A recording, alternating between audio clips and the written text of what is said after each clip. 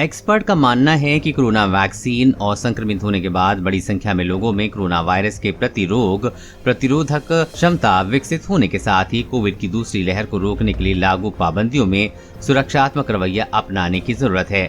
अखिल भारतीय आयुर्विज्ञान संस्थान नई दिल्ली में कोविड-19 आईसीयू का प्रबंधन देखने वाले डॉक्टर युद्धवीर सिंह ने कहा कि जब संक्रमण के मामले कम हैं, तब आर्थिक गतिविधियों को बहाल करने के लिए कुछ प्रतिबंधों में ढील देना आवश्यक है। उन्होंने कहा, लेकिन लोगों को बचाव में उपाय अपनाना बंद नहीं करना चाहिए।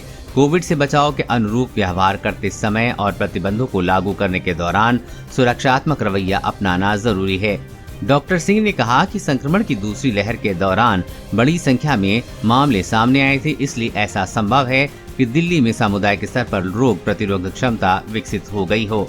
सर गंगाराम अस्पताल में कार्यरत डॉक्टर पूजा खोसला ने कहा कि कोरोना वायरस जनित महामारी की दूसरी लहर से हमने ये सीखा कि संक्रमण के मामले तेजी से कैसे बढ़ सकते हैं। उन्होंने कहा कि दुनिया के कई हिस्सों से चेतावनी के संकेत मिल रहे हैं। भारत में भी संक्रमण के मामलों में कम वृद्धि देखने को मिली है।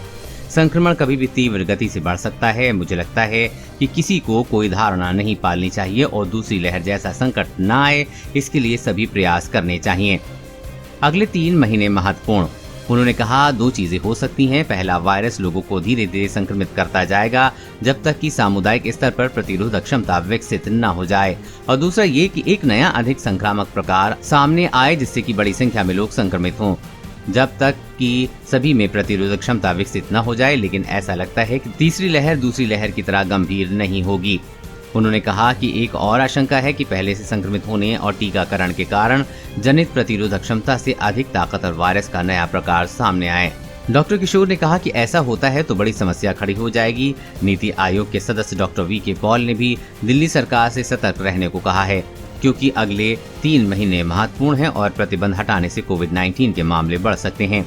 हालांकि भारतीय आयुर्विज्ञान अनुसंधान परिषद के डॉक्टर समीरन पांडा ने 9 जुलाई को हुई बैठक के दौरान दिल्ली आपदा प्रबंधन प्राधिकरण को बताया था कि तीसरी लहर दूसरी लहर जितनी गंभीर नहीं होगी। कोरोना वायरस और कोरोना वैक्सीन से जुड़ी हर अपडेट पाने के लिए चैनल को सब्सक्राइब करें।